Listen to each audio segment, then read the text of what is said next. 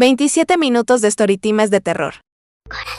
Coraline y la puerta secreta es una película que a muchos les causó temor, pero la historia que oculta esta película es mucho más aterradora. Y desde su estreno en 2009, las teorías y análisis respecto a esta historia no han parado. Pero algo que inspiró a todos fue cuando Neil Gaiman, creador de esta oscura historia, reveló la historia real en la que se inspiró para hacer la película. La historia real en la que se inspiró la película de Coraline narra que un niño vivía en un pueblo olvidado, ubicado en Reino Unido, llamado Hampshire. En este pueblo existía una casa que parecía deteriorarse más y más conforme los minutos avanzaban. En esta casa vivía una anciana de nombre Coraline, junto a su nieta. Solo ellas dos habitaban esta terrorífica mansión. Pero lo más extraño de todo es que nadie en el pueblo conocía a la nieta, es decir, nadie la había visto. Los vecinos del pueblo solo veían la sombra de la niña correr de un lado a otro, reflejada por las ventanas de la casa. De igual forma se escuchaban a lo lejos las risas de la niña. Debido a esto, apodaron a Coraline como la mala madre,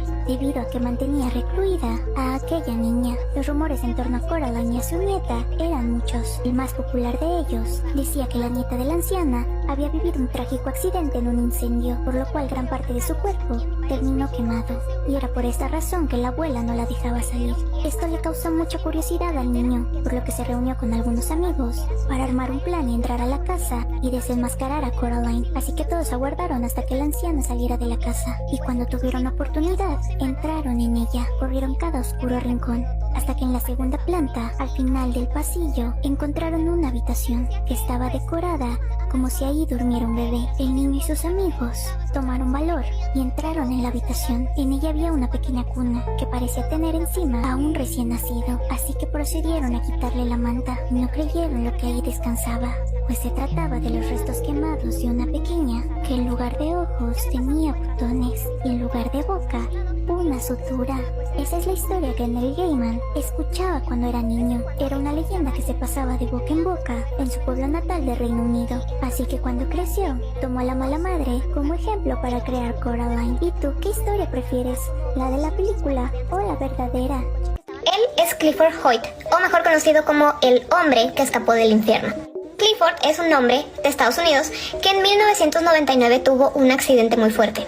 Como pueden ver aquí, el accidente estuvo desastroso, pero de alguna manera él sobrevivió. Salió de su coche y se pudo arrastrar hacia la carretera, donde alguien lo vio y llamó al 911. Ya en el hospital, Clifford entró en coma.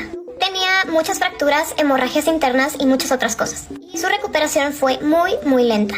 Lo que los doctores no sabían es que además de que su cuerpo estaba luchando por recuperarse, él estaba teniendo también una lucha interna. Una noche, los enfermeros escuchaban que un hombre gritaba desesperadamente. También se escuchaban golpes en la pared y sonidos como angustiantes. Cuando entraron a la habitación de Clifford, lo encontraron totalmente desquiciado. Por un momento, y a como lo vieron, los enfermeros pensaron que se le iban a salir los ojos, entonces tuvieron que agarrarlo entre varias personas para darle un calmante. Este hombre estaba exageradamente asustado. Lloraba de una forma incontrolable y entre sus llantos, él estaba explicando de dónde venía, qué le había pasado. Él les dijo que todo este tiempo que él estuvo en coma, él estuvo en el infierno y que las torturas que había pasado ahí eran inimaginables. Dijo que en este lugar, en todos lados había brazos que lo perseguían, que todo olía a azufre y podrido y que todo estaba lleno de fuego y de lamentos. Existen unas fotos terribles sobre él en este estado que lamentablemente no les puedo poner aquí porque bajarían el video automáticamente. Lo pueden googlear o se las pongo en mi IG que se los voy a dejar por aquí. Ahora, a este punto, doctores, enfermeros, psicólogos lo estaban escuchando todo lo que decía y todos concordaron en que todo se escuchaba muy coherente y que era muy poco probable que todo lo que él estaba describiendo lo hubiera generado los medicamentos. Clifford después de unos días se recuperó y le dieron de alta en el hospital y a pesar de que varios doctores le recomendaron que tomara atención psicológica, él la rechazó. Semanas después, ya que Clifford regresó a su departamento, los vecinos empezaron a quejar de que tenía un comportamiento raro. Por ejemplo, de que tocaba música a altas horas de la noche súper fuerte. Y tras varias otras quejas, el dueño del edificio de departamentos se dirigió al departamento de Clifford para averiguar qué le estaba pasando. Él estuvo tocando su puerta por bastante tiempo y al escuchar ruidos adentro pero que nadie le abriera la puerta se preocupó y decidió utilizar su llave maestra para entrar al departamento. El encargado pensaba que a lo mejor estaba escuchando música y que por eso no lo escuchaba, y cuando entró jamás esperó ver esto. Clifford estaba tirado en el piso, abrazando un bloque gigante de hielo, totalmente lúcido. La sala parecía una pocilga, todo estaba lleno de excremento. Y es por esto que existen estas fotos que les digo que están muy fuertes, ya que este señor tomó las fotos para entregárselas a la policía. Clifford dijo que él era totalmente consciente de lo que hacía, que ponía la música tan alta para que los demonios no se lo llevaran de nuevo, que solo así, con la música, los podía mantener alejados, y eso de que estaba abrazando un bloque de hielo fue porque no soportaba el calor que hacía en ese lugar. Su familia, después de ver toda esta situación, decide ingresarlo a un hospital psiquiátrico. Lo vieron varios terapeutas, ya que lo ingresaron, y entre ellos notaban algo raro. A pesar de que decían de que pues todo esto lo había generado su choque, los psiquiatras decían que la seriedad y la coherencia con la que decía todo realmente te hacía dudar de que esto no fuera inventado. Su caso se llevó a la junta médica, y entre ellos determinaron que se tendría que mandar a otra institución mental, ya para que se quedara ahí permanente. Entonces lo pasan a esta institución y ya está en su cuarto y ya está instalado. Los médicos, profesionales y demás estaban muy al pendiente de él, por lo cual daban varios rondines al día. A Clifford no se le permitía ninguna visita por su estado, pero los médicos notaban que había demasiado ruido en su habitación, por lo cual uno decidió quedarse en el cuarto de a un lado para vigilarlo más de cerca y escuchar qué eran estos ruidos. Y este médico que se quedó escuchando dijo textualmente que sintió un vacío en el estómago cuando escuchó una voz diferente a la de Clifford, ya que esta otra voz se reía y dice que era entre carcajada y gruñido, y que este ruido era imposible que las cuerdas bucales humanas lo hicieran. Cuando este médico escucha esto, corre al cuarto de Clifford para darse cuenta de que está totalmente solo y que seguía abrazado a su barra de hielo que le habían dado, porque eso lo seguía pidiendo sí o sí. Y a pesar de que todos estuvieron firmes de que se quedara en esta institución mental, algunos dudan de que él esté mintiendo. ¿Les ha pasado en alguna ocasión que sienten que algo les va a pasar si van a algún lugar y después de pensarlo deciden seguir su instinto y resulta que te salvaste de algo sin saberlo?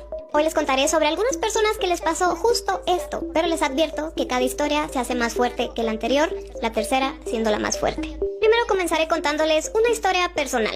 Hace un tiempo yo estaba tomando clases de spinning a las cuales iba a las 7 de la mañana todos los días sin falta. En una ocasión tuve un sueño muy raro, ya que me soñaba a mí misma despertándome y arreglándome precisamente para irme a la clase de spinning y haciendo mi rutina que hacía todos los días antes de irme. También me soñaba entrando a mi coche y cuando iba en camino alguien me chocaba de manera muy grave. Cuando sonó mi alarma y desperté, tuve el presentimiento de que eso no había sido nada más un sueño, sino que era un aviso, así que decidí ir un poco más tarde. Horas más tarde me enteré de que sí hubo un choque, justo a la hora y en el lugar donde yo tenía que pasar.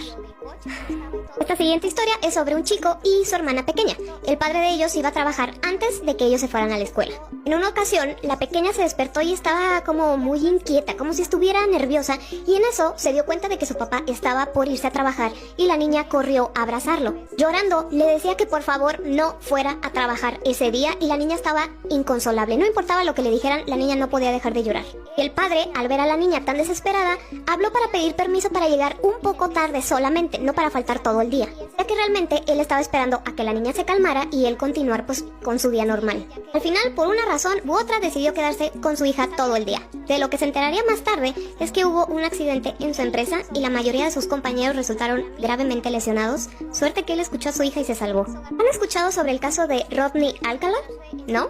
¿Imaginarías conocer a alguien encantador del cual te sientes atraído instantáneamente, pero algo en ti, una voz muy al fondo te dice que hay algo mal con esta persona? Bueno, pues resulta que tiempo atrás estos shows de citas eran muy populares y en uno de estos, una chica soltera le hacía preguntas de su interés, pues, a los 3 pretendientes. Pero entre ellos había uno que destacaba por su sonrisa, por su carisma, y no solo atrapó la atención de la chica, sino la de todo el público por su manera tan peculiar de contestar. La verdad es que sí había algunos que notaban que había algo raro en él, pero la mayoría parecía que estaba cayendo fácilmente en sus encantos, igual que ella.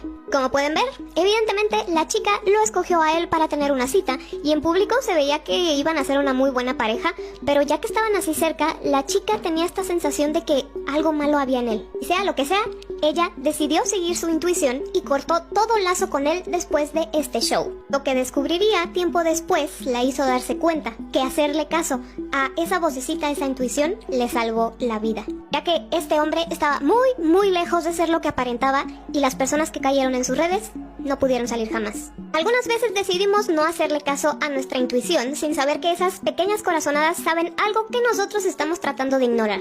Si quieres saber la historia completa y real de Rodney Alcala, tienes que ir a ver El asesino del juego de citas, que se estrena este 10 de octubre en cines. Y descubre por qué tienes que seguir tus instintos, ya que puede que ellos te salven la vida. Les dolió tanto perder a su hija que no la quisieron perder por completo. Déjenme les explico. Esta pareja que ustedes ven aquí tuvieron una hermosa niña rubia de ojos azules súper claros llamada Rosalía. Su padre era Mario Lombardo y su madre María Di Cara. Esto ocurrió en Italia en el año 1918. Su hija era la felicidad del hogar, la niña de sus ojos, la habían esperado con tanta dicha, felicidad, simplemente su presencia ahí era lo máximo para sus papás. Desafortunadamente la dicha duró muy poco, ya que Rosalía no llegó ni a festejar su segundo cumpleaños.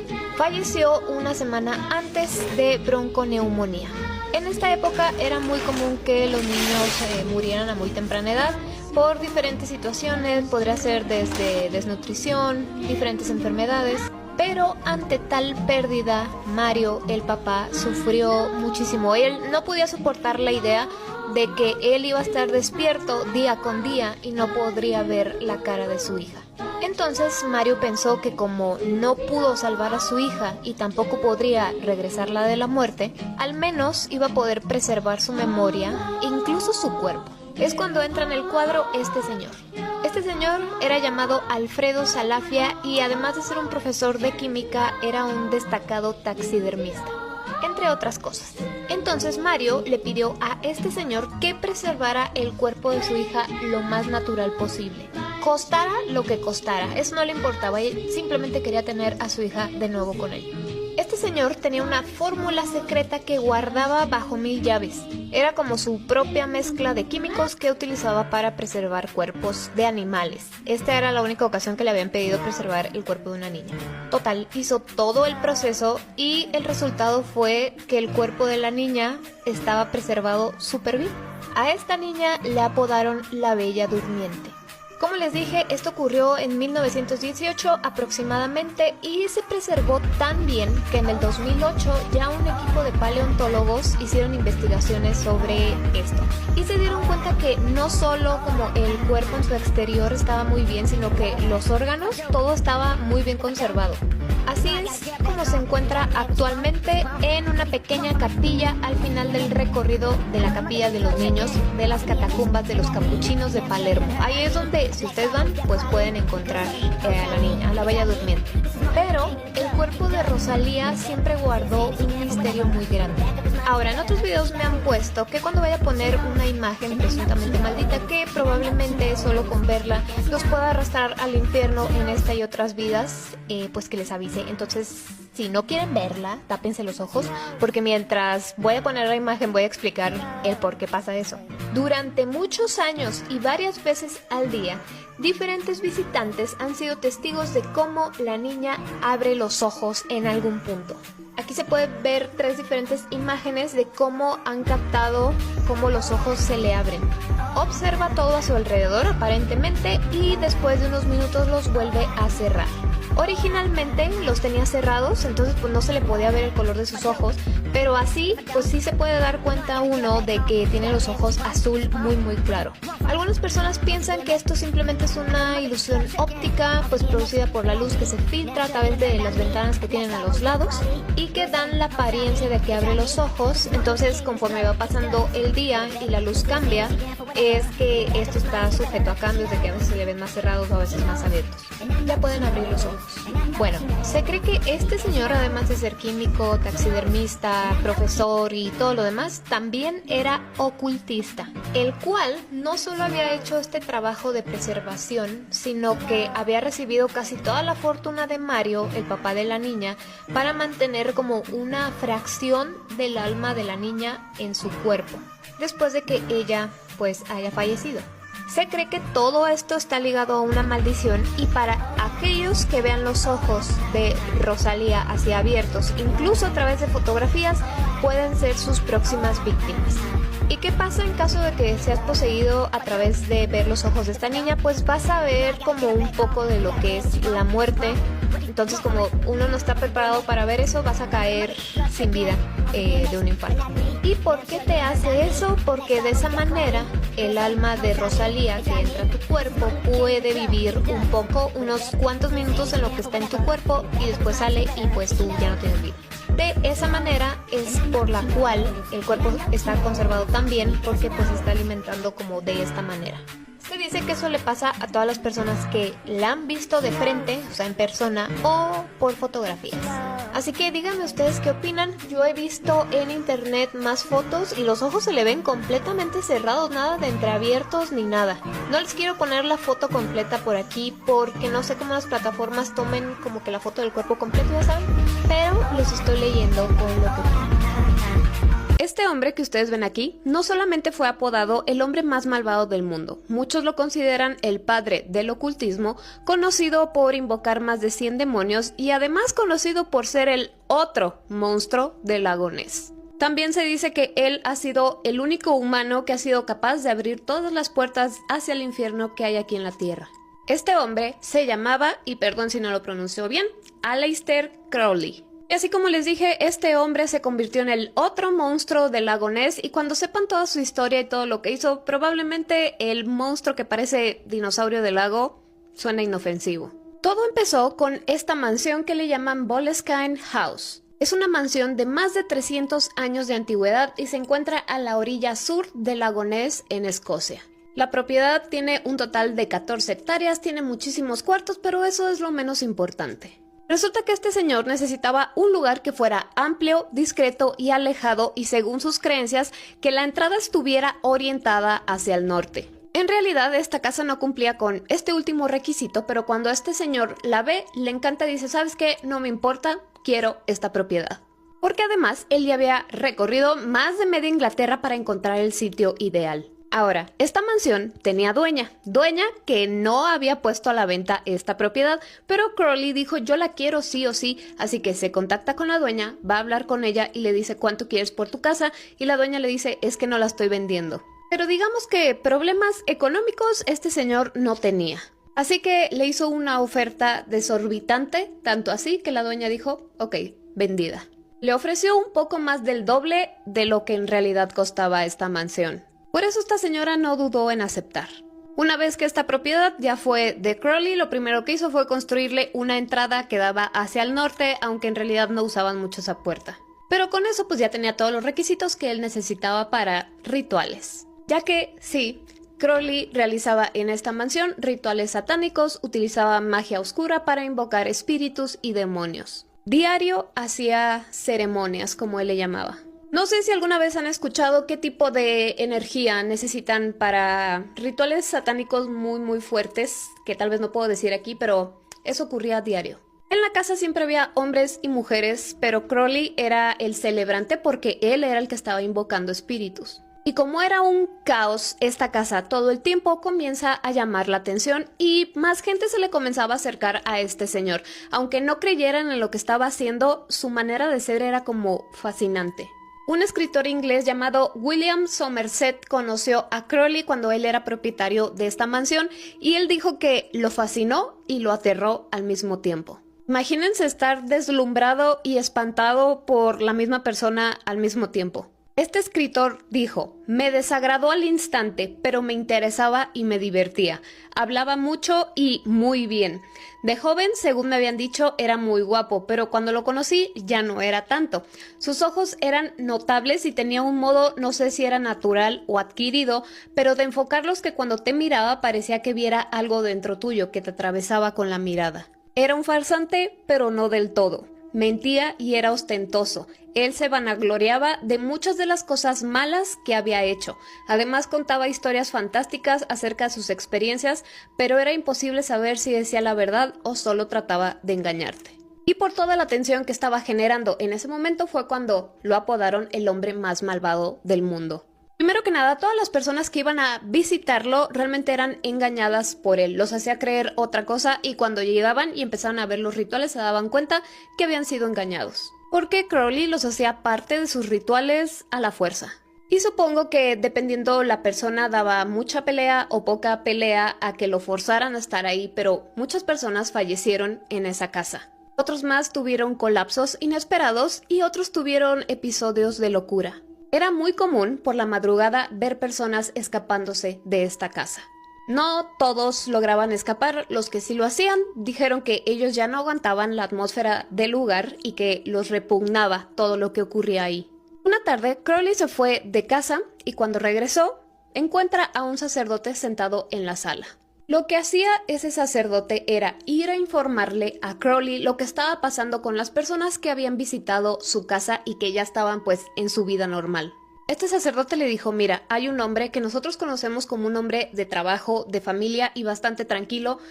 Algo le pasó que trató de quitarle la vida a toda su familia. Otro hombre más, que era un obrero, fue a trabajar y se quiso quitar la vida ahí en su trabajo. Y en lo que el sacerdote había estado ahí en la casa, fue testigo de cómo las personas que estaban ahí enloquecían y se trataban de quitar la vida unos a los otros. Todas esas personas habían estado aquí, entonces era como lo que tú les estás haciendo, los está traumando y están lastimando a otras personas.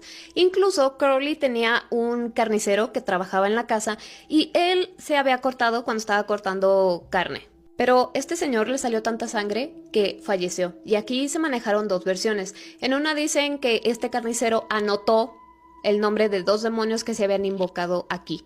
Y cuando escribió los nombres fue que le sucedió esto. Y la otra versión dice que Crowley lo había embrujado.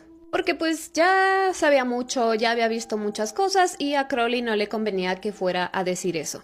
Se cree que Crowley invocó a más de 100 espíritus y demonios en esa casa, incluido al mismísimo Lucifer. Pero las cosas no terminaron ahí. Este señor, pues, era una casa enorme, tenía que tener muchos empleados, y uno de sus empleados, que era de confianza, resulta que 2 de sus hijos fallecieron en circunstancias raras y trágicas. Ocurrieron tantos fallecimientos extraños, tantas personas que reportaron que después de haber conocido a este señor, pues tenían accidentes muy extraños, cómo estaba la atmósfera en la casa y demás, fue tanto que este mismo señor dijo, ¿saben qué? Todo lo que yo hice en esta casa ya se me está saliendo de las manos. Invoqué tanto que ya no lo puedo controlar. Se cree que todo lo que invocó y todo lo que hizo en esta casa, lo único que ocasionó fue que esta casa fuera otra entrada hacia el infierno que Aleister creó. Caso fue que este señor ya no pudo controlar nada y decidió vender su casa en el año 1913. Porque ya todo lo que ocurría alrededor era culpa de él, él ya no pudo soportar tanta presión y dijo, yo ya me voy de aquí. La vendió y lo que siguió pasando después de esos años de que ya la casa estaba vendida a otra persona, le siguieron echando la culpa a él. Es que había hecho demasiado con demasiadas personas. Pero ahí no termina la cosa. Esta mansión tuvo varios dueños. Entre uno de ellos fue un ex militar que los primeros días que estuvo viviendo aquí se quitó la vida en el dormitorio principal. Después pasó a manos de una pareja joven, la esposa era ciega y de buenas a primeras el esposo simplemente la abandonó a ella sola en la casa y la veían como por las ventanas caminando ella sola sin dirección, sin que nadie la asistiera ni nada, hasta que la encontraron sin vida. Así que de nuevo, esta casa se quedó vacía y en lo que arreglaban ciertos temas legales, la pusieron a la renta, no a la venta. Y aquí es donde llega un cineasta a rentarla porque era seguidor de Aleister y además le encantaba el ocultismo. Y eso hace que de nuevo esta casa llame la atención, la magia oscura llame la atención y llega un nuevo comprador con bastante dinero interesado en ella y ese era Jimmy Page de Led Zeppelin. El músico creyó que esta era una casa ideal para componer, pero cuando la vio dijo, es que esta casa está inhabitable, está súper destruida. Aún así la compró y puso un amigo suyo a cargo de que la remodelara toda. Así que el encargado, su amigo llamado Malcolm, se fue a vivir aquí en lo que pues trabajaba en esto. Desde que se inició el proyecto, las visitas de Jimmy a esta casa, a pesar de que ya estaba en remodelación, eran bastante esporádicas. Quien pasaba tiempo ahí era Malcolm, el amigo. Además, Jimmy le ordenó que toda la casa estuviera llena de referencias a Crowley y a su sociedad secreta. Entonces había murales, muebles y adornos que le habían pertenecido a Crowley o que pues hacían referencia a él. Al amigo pues no le gustaban mucho las decisiones que Jimmy había tomado, pero aún así pues lo hizo. Pero las primeras noches que pasó ahí fue cuando se dio cuenta que a lo mejor no fue la mejor decisión. ya que escuchaba murmullos en los pasillos, oía que las sillas se movían solas y portazos que alteraban el silencio de la noche. Y recuerden que el amigo estaba viviendo aquí solo. Con el tiempo se escuchaban rugidos, como rugidos de animales salvajes dentro de la casa. Muchas personas que conocían la historia de la casa dijeron que varias tragedias que le sucedió a la banda había sido gracias a que había adquirido esta casa. Y después de 2 décadas, Jimmy vende esta mansión. En 1992 fue comprada por otra familia que vivieron en paz en esta casa. Lo único que tenían que hacer era pues correr a periodistas y a curiosos que se acercaban a la casa para ver si algo ocurría. Pero esta casa sufrió 2 incendios inexplicables porque en ninguno de los dos supieron decir los bomberos qué fue lo que causó el incendio. Y después del segundo incendio, que fueron bastante destructores, pues la casa quedó así, en estado totalmente inhabitable y deplorable. Como pueden ver, la casa ya no tenía techo, no tenía puertas, no tenía ventanas, estaba toda rayoneada y pues ya la naturaleza se estaba metiendo a la propiedad. Estado de abandono total. Después el gobierno se metió y destinaron algunos fondos para restaurar esta casa. Pero antes de comenzar con la restauración, les dijeron a los seguidores y fanáticos pues, de Crowley, saben que vamos a restaurar la casa, así que por favor respétenla, porque muchos se acercaban a la propiedad a tratar de llevarse lo que sea, hasta un ladrillo, para tener un recuerdo o algo que significara algo de Crowley. O simplemente se quedaban en el lugar para ver si sucedía algo paranormal. Ya que entre las personas que hacen exploraciones urbanas y pues se animan a hacer estas cosas, si tú lograbas durar toda la noche en la casa, anotabas tu nombre así de que yo sobreviví a la oscuridad de esta casa, entonces todo estaba rayoneado. Entonces fue cuando comenzó la restauración. Vean, ya le pusieron este techo que ya está más colorido, entonces ya no tiene aquella aura como tenebrosa. De así, pues así. Y según lo que sé, la primera etapa de la restauración ya está completa y está abierta al público, así que si andan por allá pueden visitar esta casa. Yo creo que si a los trabajadores que hicieron la restauración algo les pasó, pues ya no dijeron nada porque están tratando de que pues dejen la casa en paz, no de que vayan como para ver si les sucede algo paranormal y se quieran llevar algún recuerdo. Así que bueno, ¿ustedes qué opinan respecto al hombre más malvado del mundo? Todo